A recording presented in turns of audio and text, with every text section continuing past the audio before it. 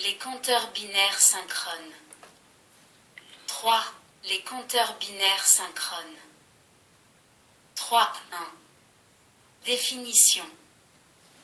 Ce sont des compteurs dont tous les étages, bascules, sont commandés par le même signal d'horloge.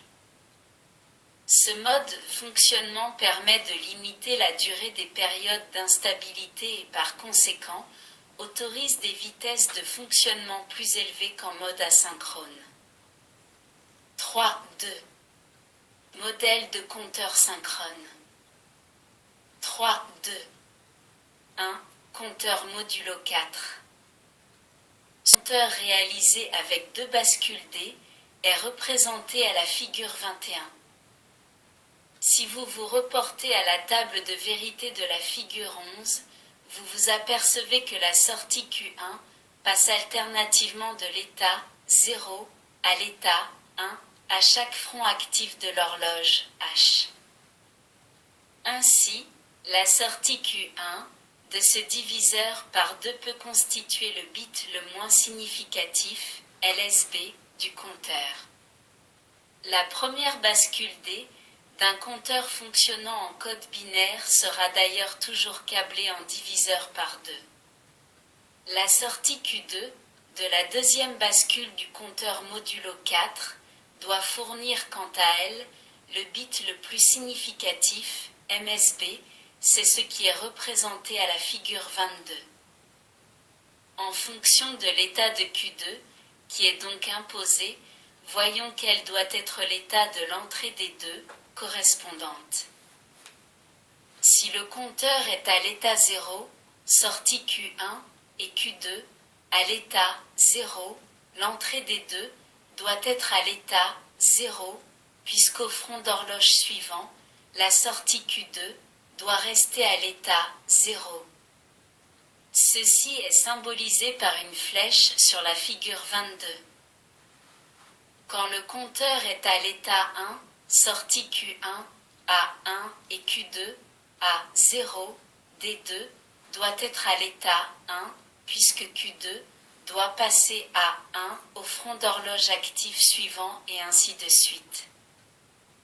À partir de cette table de vérité, on écrit dans le tableau de Carnot de la figure 23. On peut en déduire D2 égale Q1 et Q bar 2 plus Q bar 1 et Q2 égale Q1 ou exclusif Q2. Il s'agit du ou exclusif, ce qui apparaît dans le montage de la figure 21. 3, 2. 2. Compteur de module supérieur à 4. Selon le même principe, la figure 24 représente un compteur synchrone de module 8, réalisé avec 3 bascules D. Dans ce montage, il y a 2 portes supplémentaires par rapport à celui de la figure 21. La troisième bascule ne commute que dans 2 cas. Tout d'abord, si les 2 sorties Q1 et Q2 sont à l'état 1 et la sortie Q3 à l'état 0. Le compteur indique dans ce cas 0, 11 binaire égale 3 décimales et doit passer à 100 binaire égale 4 décimales. Ensuite, elle commute quand le compteur est à 111 binaire égale 7 décimales et doit passer à 000 binaire égale 0 décimale. Pour réaliser ces 2 conditions, il faut utiliser 2 portes supplémentaires, une porte E qui reçoit les sorties Q1 et Q2 et une porte OU exclusif recevant la sortie Q3 et la sortie de la porte E. Pour réaliser un compteur synchrone de module 16, il est nécessaire d'ajouter une bascule supplémentaire. Ainsi, on est conduit au schéma de la figure 25. Par rapport au précédent montage, celui-ci possède 2 portes supplémentaires, une porte E à 2 entrées et une porte OU exclusif. Vous notez tout d'abord que le schéma se complique avec l'augmentation du nombre de bascules. Vous remarquez qu'une bascule étant à 0, celle-ci ne passe à 1 que si toutes les bascules précédentes sont à 1. Ceci explique l'utilisation des portes et. Il serait possible de rajouter de nouvelles bascules afin d'augmenter la capacité du compteur. Néanmoins, le schéma deviendrait vite très complexe, donc il sera préférable d'utiliser les compteurs en circuit intégré. Il est possible de calculer la vitesse de fonctionnement d'un compteur synchrone de module 16. Si nous reprenons les mêmes valeurs qu'au chapitre 2. 3, à savoir φ égale 100 nanosecondes, et si l'on réserve toujours 100 nanosecondes, pour prélever le contenu du compteur, on aboutit à une fréquence limite. Nous pouvons noter que durant les 100 nanosecondes réservées au prélèvement, le réseau combinatoire formé par les portes et ou exclusif a le temps de se stabiliser. En réalité, les compteurs intégrés synchrones autorisent des vitesses de fonctionnement beaucoup plus élevées que celles calculées ici. 3.2. 3. Un compteur intégré synchrone, le 4520.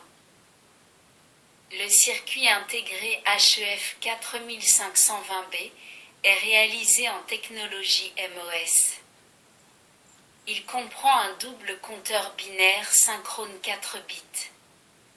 Son synoptique et son brochage sont donnés à la figure 26 et le schéma logique d'un compteur à la figure 27.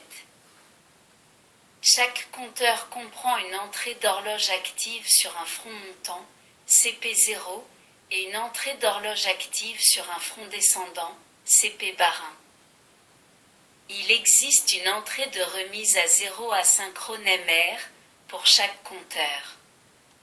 Elle est prioritaire et active au niveau haut. Il est possible d'utiliser l'une des deux entrées d'horloge comme entrée de validation pendant que l'autre reçoit le signal d'horloge. 4. Les compteurs, diviseurs par n. 4.1. Le diagramme des états. L'état d'un compteur est la combinaison particulière formée par l'ensemble des sorties de ce compteur. Un compteur modulo 2 possède deux états. Son unique sortie est soit à l'état 0, soit à l'état 1. Un compteur modulo 4 possède 4 états. Ces deux sorties peuvent réaliser 4 combinaisons différentes, 0, 0, 0, 1, 10, 11. Le diagramme des états d'un compteur permet de représenter l'ensemble des états que peut prendre ce compteur. La figure 28 représente le diagramme des états d'un compteur modulo 4. Dans ce diagramme, chaque état est représenté par un nombre décimal dans un cercle. Les flèches représentent le sens de parcours du compteur. Le diagramme des états peut aussi être représenté comme indiqué à la figure 29. D'une façon générale, on dit qu'un compteur possède n états, ou bien qu'il s'agit d'un diviseur par n. On parle alors de compteur diviseur par n. À chaque impulsion sur l'entrée d'horloge, le compteur passe d'un état au suivant en respectant l'ordre donné par le diagramme des états. 4.2. Compteur n'utilisant pas le code binaire. Jusqu'à présent, vous avez vu des compteurs utilisant le code binaire, mais il existe aussi des compteurs utilisant d'autres codes. C'est le cas des compteurs de Johnson, dont un exemple vous sera présenté dans la théorie suivante, car ces compteurs utilisent un circuit de décodage. La figure 30 présente la table des états d'un tel compteur à 5 étages. Il s'agit du circuit de comptage du circuit intégré HEF 4017B, réalisé en technologie MOS. Ces 5 sorties Q1, Q2, Q3, Q4 et Q5 sont des sorties des bascules internes au circuit intégré et par conséquent ne sont pas accessibles. Ce compteur utilise le principe d'un registre à décalage rebouclé sur lui-même. En effet, lors de la première impulsion d'horloge, la sortie Q1 passe à l'état 1, puis cet état 1 se décale de Q1 vers Q5. Une fois que la sortie Q5 est passée à l'état 1, la sortie Q1 repasse à l'état 0 au front d'horloge actif suivant. Au total, ce compteur possède 10 états et peut comptabiliser 9 impulsions. 4.3. Compteur à module variable. Jusqu'à maintenant, vous avez vu des compteurs dont le module est une puissance de 2, 4, 8, 16. Or, il peut être nécessaire de disposer de compteurs dont le module soit un nombre entier quelconque, 3, 5, 7, 9, 10. Il faut alors modifier les circuits de comptage vus jusqu'à maintenant. La figure 31 présente un compteur modulo 3 synchrone, réalisé avec 2 bascules D. Le chronogramme de fonctionnement et le diagramme des états sont représentés à la figure 32. Supposons que le compteur soit à l'état 0. Q1 et Q2 sont à l'état 0, donc Q bar 1 et Q bar 2 sont à l'état 1 et D1 est à l'état 1. À l'instant T1, le compteur passe à l'état 1, Q1 égale 1 et Q2 égale 0. À l'instant T2, le compteur passe à l'état 2, Q1 égale 0 et Q2 égale 1. À ce moment-là, D1 égale 0 et non 1, comme dans le cas du compteur modulo 4. Donc à T3, le compteur est forcé à l'état 0 et ne passe pas par l'état 3. À la mise sous tension, il peut arriver que le compteur soit positionné à l'état 3. Dans ce cas, il repasse à l'état 2 au premier front d'horloge montant et dès lors, il reste dans l'anneau des 3 états 0, 1 et 2 sans jamais revenir à l'état 3. Ce compteur est un compteur à cycle incomplet et à réaction synchrone. En effet, le cycle est incomplet puisque 2 bascules D permettent 2 puissance 2 égale 4 états différents et que l'on en utilise 3 dans le cas présent. D'autre part, la réaction est synchrone puisque la porte E permet de décoder l'état 2, 10 binaire égale 2 décimales, et que la remise à 0 s'effectue au front d'horloge actif. Il existe aussi des compteurs à cycle incomplet à réaction asynchrone. Si le compteur doit revenir à 0, après l'état N, il suffit de décoder l'état N plus 1, ce qui permet de remettre le compteur à 0 en agissant sur l'entrée clear asynchrone. Un exemple vous est donné ci-après. 4.4. Les décades synchrones et asynchrones. Les décades sont des compteurs possédant 10 états stables. Ce sont des compteurs que l'on rencontre couramment. En effet, ils permettent de matérialiser directement la numération décimale.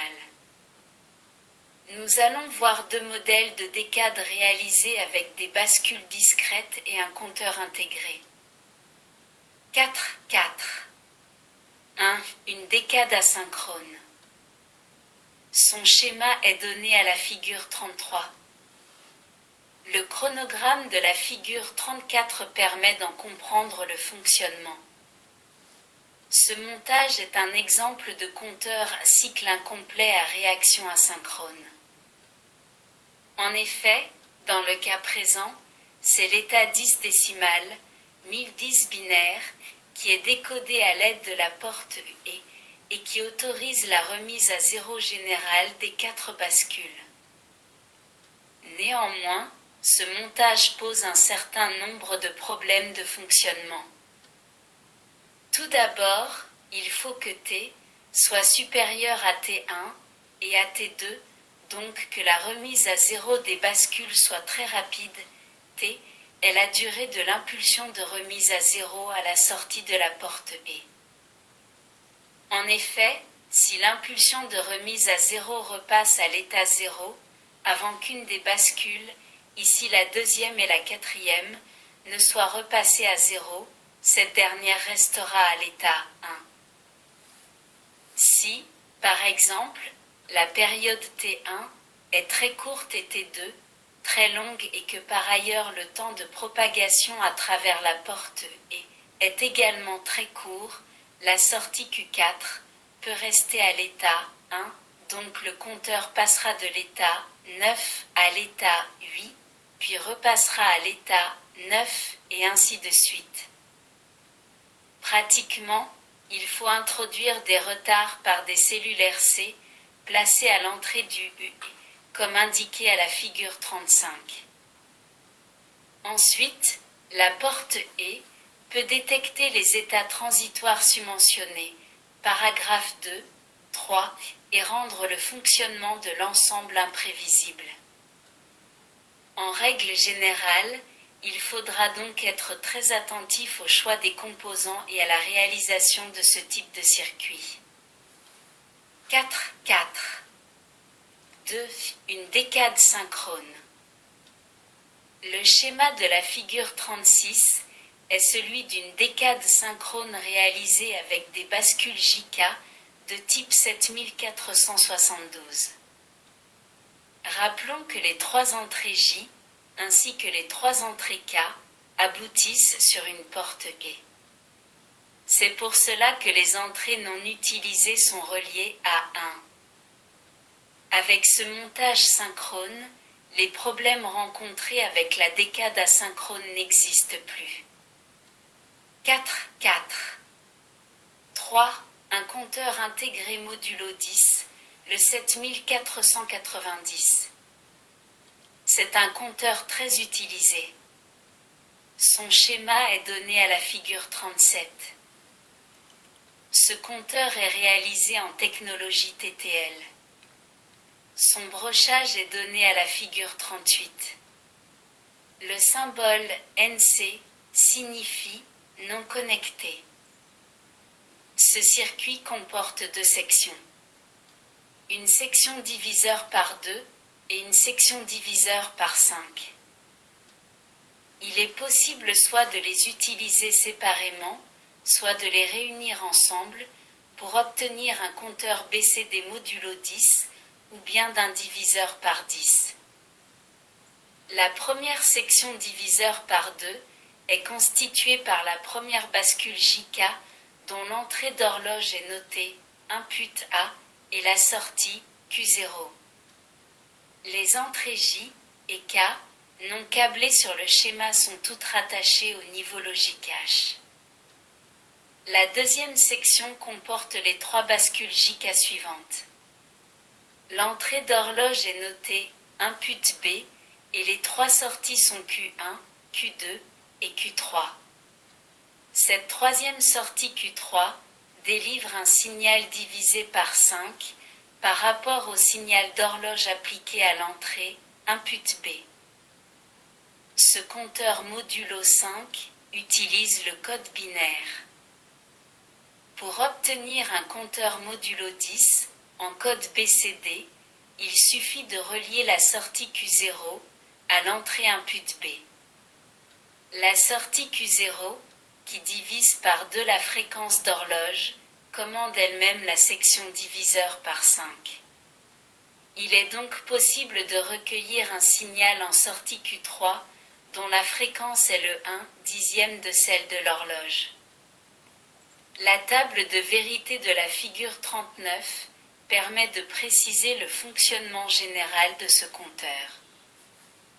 Les 2 entrées R9, 1 et R9, 2 permettent de prépositionner le compteur à l'état neuf.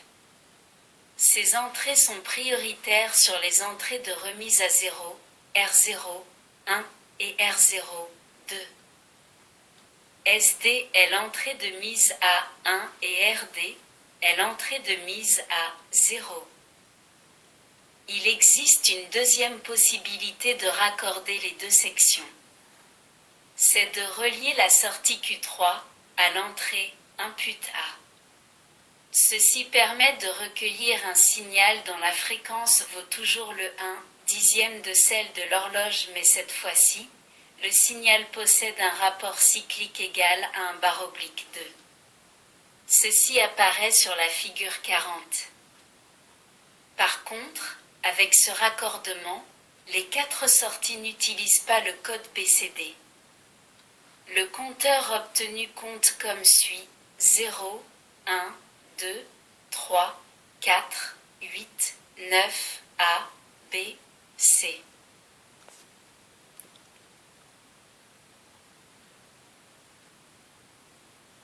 Merci de votre écoute. À bientôt.